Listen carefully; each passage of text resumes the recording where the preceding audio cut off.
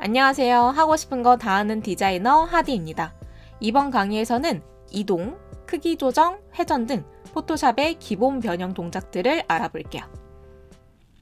이동 도구 무브 툴을 먼저 사용해 볼 거예요. 파일을 먼저 열어줄게요. 파일에 열기, 오픈을 클릭하시거나 첫 화면에 있는 오픈을 바로 클릭해 주셔도 되고요. 예제 파일 중에 무브 툴, PSD 파일을 열어줄게요. 자, 레이어가 여러 개 쌓여 있는 상태예요. 지금 레이어가 총 4개가 있죠. 하나씩 확인을 하려면 눈을 껐다가 켰다가 해보시면 돼요. 글씨가 있고요. 종이가 이렇게 있고 사진, 그리고 밑에 흰색 배경이 있는 상태예요.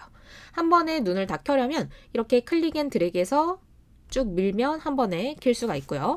자, 왼쪽에 있는 도구 중에 첫 번째 줄에 보시면 무브 툴, 이동 도구라는 게 있어요. 클릭해 주시고 위에 옵션 바에 보시면 자동 선택, 오토 셀렉트가 체크되어 있을 건데 얘는 해제를 해줄게요.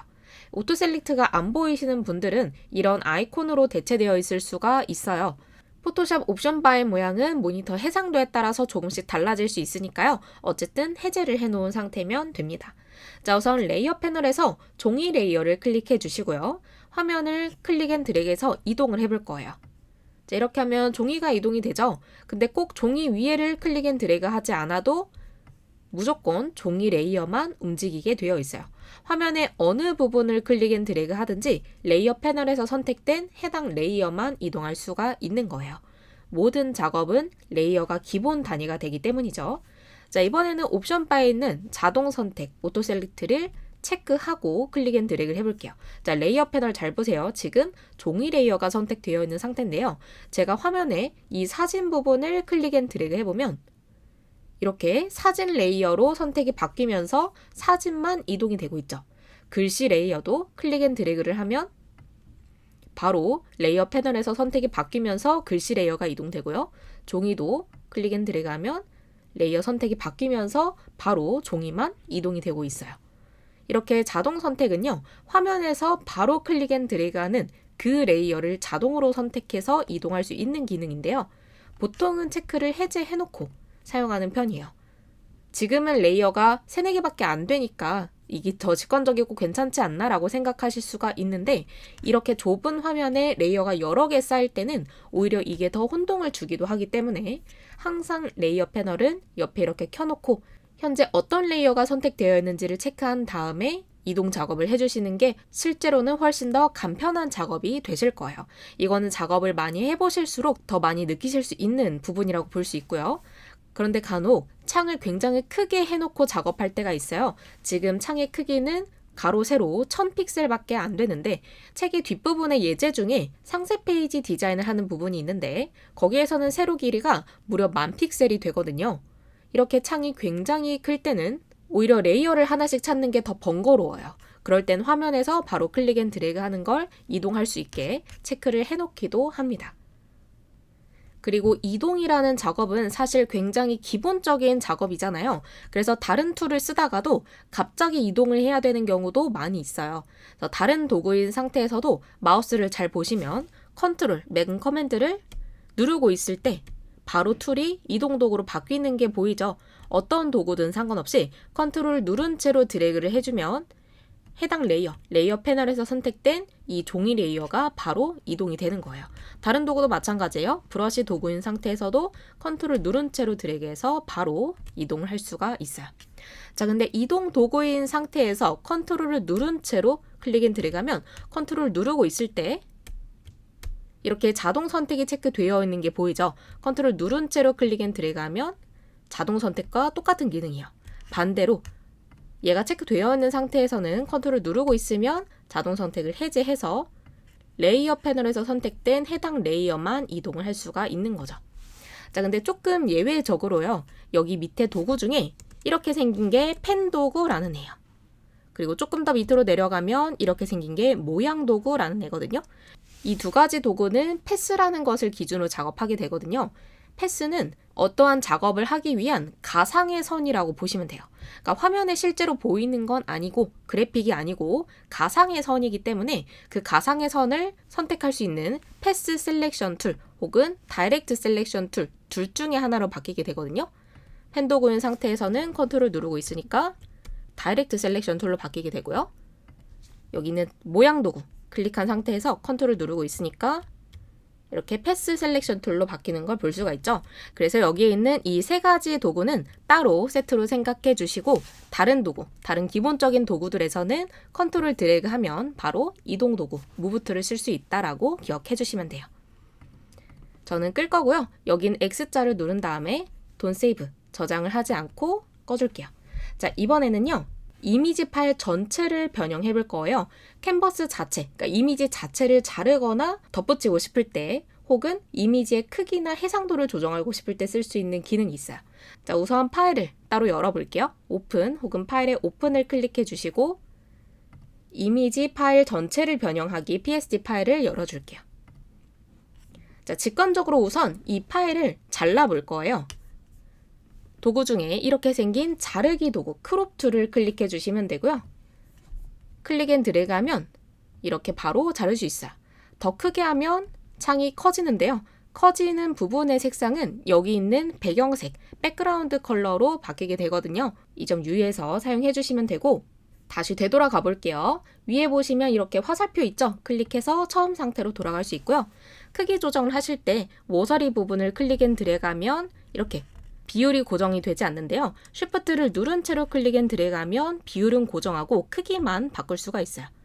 그리고 Alt 누르면 이렇게 중심은 고정하고 상하좌우로 한 번에 조정할 수가 있죠. Alt와 Shift를 같이 누르면 비율이 고정되면서 중심 고정으로 같이 맞출 수가 있는 거예요. 그리고 이름이 자르기 도구지만 다른 기능도 있어요. 이동도 할 수 있고요. 또 회전도 할 수 있어요. 바깥쪽에 가져다 대고 클릭 앤 드래그 하면 몇 도 회전되는지 이렇게 마우스 옆에 표시가 되죠. 쉬프트 누르면 15도마다 이렇게 각도를 딱딱 맞춰가지고도 회전이 가능합니다. 그래서 이 자르기 도구는 컨트롤 T의 기능과 비슷하다고 생각하시면 돼요. 컨트롤 T는 트랜스폼 기능이어서 원래 레이어 혹은 선택 영역을 키우거나 회전하거나 이동하는 기능이었는데 캔버스 자체를 키우거나 회전하거나 이동을 할 때는 여기에 있는 자르기 도구로 똑같이 할 수 있다라고 생각해 주시면 되고요. 지금은 윗부분만 살짝 자르기 위해서 위에 있는 되돌리기 버튼 클릭한 다음에 윗부분만 살짝 클릭 앤 드래그해서 줄여볼게요. 마우스 옆에 지금 숫자 나오죠? 900 정도로. 자, 이렇게 줄여볼게요. 모든 조정이 다 끝났을 때는 엔터를 눌러주셔도 되고 위에 있는 체크박스를 클릭해 주셔도 됩니다. 자, 얼마나 잘렸는지는요. 밑에서 확인하실 수가 있어요. 저처럼 크기로 표시가 안 되시는 분들은 화살표 클릭하고 문서 치수, 다큐멘트 디멘션으로 바꿔주시면 이렇게 저처럼 크기를 확인하실 수 있어요. 기본적으로는 사이즈, 용량 표시로 되어 있는데 디멘션 확인해야 될 때가 많이 있어서 저는 이렇게 놓고 사용을 하고 있고요. 제 크롭 툴은 이렇게 직관적으로 자를 수 있는데 실무에서 사용할 때 정확한 숫자로 자르거나 키워야 될 때도 있거든요. 그럴 때는 이미지의 캔버스 사이즈를 클릭해 주시면 돼요. 현재 창의 크기가 나오고요. 밑에다가 이제 바꿀 창의 크기를 입력해 주시면 돼요. 지금 900만큼 잘라놨는데 다시 1000으로 바꿔볼게요. 자, 만약에 이 상태로 그냥 확인을 눌러주시면요. 늘어나는 100픽셀이 위에 50픽셀, 밑에 50픽셀로 똑같이 늘어나요. 이대로 확인 누르면 이렇게 되겠죠. 근데 만약에 나는 위에만 늘리고 싶다 할 때는 컨트롤 Z로 실행 취소하고 이미지 캔버스 사이즈에서 다시 1000으로 바꾸고요. 밑에 있는 기준을 바꿔주시면 되는데 조금 주의하실 게 윗부분을 늘리고 싶으면 밑에 있는 화살표를 클릭해 주셔야 돼요. 그래야 위에 공간이 생기고 윗부분만 딱 100픽셀을 늘릴 수가 있는 거죠. 역시나 늘어나는 부분의 색은 배경색으로 늘어나게 되고요. 결국에 캔버스 사이즈와 크롭 툴은 같은 기능이라고 보시면 돼요. 사용하는 방법만 조금 다를 뿐이고요. 이번에는 이미지 자체의 크기와 해상도를 한번 조정해 볼게요. 이미지 메뉴에 이미지 사이즈가 있어요. 캔버스 사이즈와 비슷하게 생겼죠? 자, 지금 현재 창 크기가 나오고 있는데요. 만약에 이 파일의 크기를 3000으로 늘리고 싶다. 그러면 3000을 입력해 주시면 돼요. 이미지가 굉장히 커졌죠? 해상도도 바꿀 수 있는데 이대로 우선 확인 눌러보면 이미지가 이렇게 커진 걸 볼 수가 있어요. Alt 누른 상태로 마우스 휠을 올렸다 내렸다 해서 확대 축소해 보시면 되고요. 스페이스바를 누른 채로 클릭 앤 드래그해서 이렇게 스크롤 하면서 보실 수도 있어요. 맥의 경우에는 마우스 트랙패드를 핀치해서 줌하거나 줌 아웃을 할 수가 있고요. 두 손가락으로 밀어서 빠르게 스크롤을 바로 하실 수도 있습니다. 저희가 방금 했던 이미지 사이즈 그리고 이전에 했던 캔버스 사이즈의 차이를 아시겠나요? 캔버스 사이즈, 크롭 툴은 이미지에 창을 덧붙이거나 자르는 용도예요. 이렇게 흰색 공간이 생기죠.